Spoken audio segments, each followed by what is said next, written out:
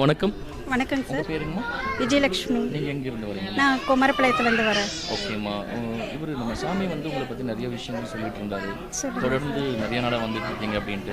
எத்தனை வருஷமாக இங்கே வந்துட்டு இருக்கீங்க? நான் வந்து ஒரு 5 இயர்ஸ் பக்கமே வரேன். 5 இயர்ஸ் வந்து 4 இயர்ஸ் பக்கமே இருக்கும். கம்பல்சரி 4 இயர்ஸ் இருக்கும். நான் அப்போ இருந்து பார்த்தீங்கன்னா எங்கள் வீடு குமாரப்பாளையம். அங்கேருந்து வர ட்ராவலிங்கே 2 மணி நேரம் ஆகும். நான் இருந்தாலும் அந்த கஷ்டத்தை பார்க்க மாட்டேன். மாதம் ஆனால் இந்த கோயிலுக்கு வந்தால் தான் அந்த மாதம் ஓடுங்கிற ஒரு சூழ்நிலைக்காக நான் ஓடி வந்துடுவேன். எந்த மாதமும் மிஸ் பண்ண மாட்டேன். என்னை மீறி ஏதாவது ஒரு மாதம் மிஸ் பண்ணால் தான் உண்டு. அமாவாசை ரெகுலராக வந்துடுவேன். வந்திருக்கீங்க. இந்த கோயிலோட சிறப்பு என்னென்ன விஷயமா? இந்த கோயிலோட சிறப்புன்னு பார்த்தீங்கன்னா எனக்கு வீராஞ்சநேயர் வந்து ரொம்ப பிடிக்கும். அது வந்து பார்த்தீங்கன்னா கல்லுலேயே பதிச்சிருக்கிறாங்க. அந்த சுயம்பா உருவானது அந்த காலத்தில் இது பண்ணதாட்டிருக்குது. இன்னொன்று பார்த்தீங்கன்னா பிரித்திங்கரா தேவியில் வந்து மாத அமாவாசையான மிளகாய் யாகம் பண்ணுறாங்க.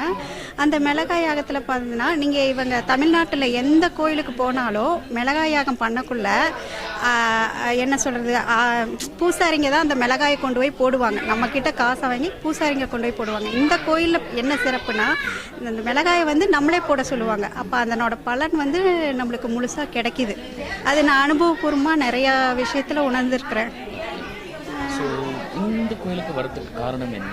நான் வர்றதுக்கு காரணம் வந்து நான் ரொம்ப கஷ்டத்தில் இருந்த ஒரு 4 வருஷத்துக்கு முன்னாடி. அப்போ வந்து பார்த்தீங்கன்னா எனக்கு ஒருத்தர் எங்கள் குமரபாளையத்தில் ஒருத்தர் வந்து இந்த கோயிலை பற்றி இந்த கோயிலுக்கு போங்க உங்களுக்கு ஒரு தீர்வு கிடைக்கும்னு சொன்னாங்க. எனக்கு பிரித்திங்கரா தேவி யாகம் பற்றி முதலே தெரியும். சரி இங்கே வந்தோன்னா அன்றைக்கி யாகம் நடக்கும்னு சொன்னாங்க. சரி இருந்து பார்க்கலான்னு சொல்லி இருந்தேன். அப்போ தான் நான் பார்த்தேன் மிளகா வந்து நம்ம கையிலே கொடுத்து போட சொன்னாங்க. அப்புறம் வெத்தலைப்பாக்கில் எழுதி நம்மளோட குறைய தீர்த்து போட சொல்லுவாங்க. அப்புறம் எலுமிச்சம்பழத்துலேயே எழுதி போட சொல்லுவாங்க. தேங்காய் வந்து சுற்றி வந்து கட்ட சொல்லுவாங்க. அந்த மாதிரி நம்ம செய்கிறதுனால நம்மளுக்கு வந்து பலன் வந்து இருக்குதுன்னு சொன்னாங்க. நான் அந்த மாதம் உணர்ந்தேனான்னு எனக்கு இப்போது 4 வருஷம் ஆனங்காட்டிக்கு தெரியல.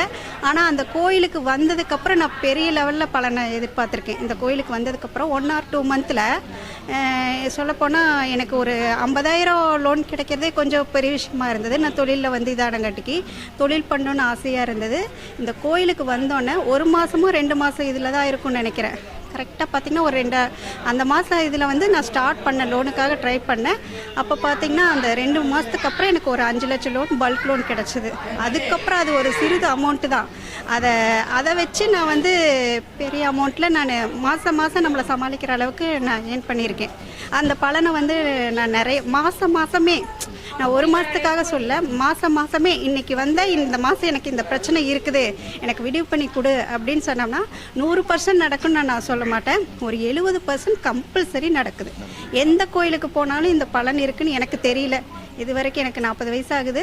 இது வரைக்கும் எனக்கு அது தெரியல. ஆனால் இந்த கோயிலுக்கு வந்தால் அந்த பலன் முழுமையாக இருக்குதுன்னு நான் வந்திருக்கிறேன். அது இல்லாமல் ஆஞ்சநேயரை கும்பிடுறங்காட்டிக்கு நம்மளுக்கு எந்த பிரச்சனையாக இருந்தாலும் அது தைரியம் வந்து தன்னால் வருது. நம்ம எந்த பிரச்சனைக்கு போனாலுமே எந்த பிரச்சனையும் சமாளிக்கக்கூடிய அளவுக்கு தைரியம் நம்மளுக்கு வந்து சாமிகிட்டேருந்து கிடைக்குது. சாமிகிட்ட வந்து கிடைக்குதுன்னு வச்சுக்கோங்களேன். அது நான் நிறைய அனுபவபூர்வமாக உணர்ந்திருக்கேன். எப்படி சொல்கிறதுன்னு எனக்கு தெரில. நிறையா விஷயம் என்னமோ அதாவது எப்படி சொல்கிறது, ஒரு லாட்ரி கிடைக்கணும், இந்த மாதிரி குழுக்கள் முறையில் இது பண்ணணும்னு நம்ம வந்து இன்றைக்கி நம்மளுக்கு நடக்கணும் அப்படிங்கிறது வந்து அது சாமி மூலிமா நடக்கணும்னு நம்ம முயற்சி பண்ணணும். முயற்சி பண்ணாலும் நம்மளுக்கு நடந்தால் தானே அடுத்த ஸ்டெப்பு போக முடியும். இல்லைன்னா தோண்ட தானே போவோம். ஆனால் அந்த முயற்சி நம்ம பண்ணக்குள்ள இந்த சாமி ஓரளவுக்கு கண்டிப்பாக ஹெல்ப் பண்ணுது. அது நான் நிறைய விஷயத்தில் உணர்ந்திருக்கிறேன். ஆமாம், கண்டிப்பாக ஏற்றி விட்டுறாங்க. அது வேணால் கரெக்டு தானுங்க. அதே மாதிரி இன்னொரு விஷயமா இந்த கோயிலில் சிறப்பம்சங்கள் பார்த்தீங்க அப்படின்னா இது வந்து பத்ரகாளி அம்மனுடைய தாய் வீடு அப்படின்றாங்க. ஆமாங்க. அதை பற்றி உங்களுக்கு ஏதாச்சும் தெரியுமா? பத்ரகாளி அம்மனோட தாய் வீடு வந்து இங்கே பக்கத்தில் அந்த சாமி கோயில் சொன்னார். ஆமாம், அது நான் மேக்ஸிமம் பார்த்தீங்கன்னா குமரபாளையத்துலேருந்து வரக்குள்ளேயே முதல்ல இந்த கோயிலுக்கு வந்துடுவேன். காலையில் ஒரு 10 மணிக்கு வரதுனா இங்கே வந்துடுவேன். ரிட்டன் போக்குள்ள வேணால் பத்ரகாளி அம்மன் சாமி அதுவும் கூட்டமாக இருக்கிறங்காட்டி வெளியே தான் நின்று கும்பிட்டு வருவேன். அந்த கோயிலோட இந்த கோயிலில் நிறையா பலன் இருக்குதுன்னு நான் உணர்றேன். ஆனால் கோயிலில் பார்த்தீங்கன்னா பத்ரகாளி அம்மன் கோயிலில் தான் நிறையா கூட்டம் இருக்கும். நம்மளால் உள்ளாரையே போக முடியாது அமாவாசை அன்னைக்கு. இந்த கோயிலில் கூட்டம் இல்லைனாலும் அதனோட பலன் வந்து ஃபுல்லாக இருக்குது நம்மளுக்கு. ஓகேம்மா. இன்னொரு விஷயம் நான் என்ன கேள்விப்பட்டேன் அப்படின்னா, பத்ரகாளி அம்மன் தரிசிக்கிறதுக்கு முன்னாடி தாய் வீடான இந்த அம்மனை தரிசிச்சுட்டு அங்கே போகும்போது அதனுடைய பலன் இன்னும் அதிகமாக இருக்குது அப்படின்றாங்க. உண்மையாக உங்களுக்கு? கண்டிப்பாங்க. நானே இங்கே கோயிலுக்கு வந்து சாமி எல்லா சாமியும் கும்பிட்டு இந்த யாகத்தை முடிச்சுட்டு ரிட்டன் போக்குள்ள தான் பத்ரகாளி அம்மன் கோயிலுக்கு முன்னாடி உள்ளார போக முடியலனாலும் லேட் ஆயிரும், உள்ளார போக முடியலனாலும் வெளியே நின்று கும்பிட்டு தான் வீட்டுக்கு போவேன். ஓகே, சரிம்மா.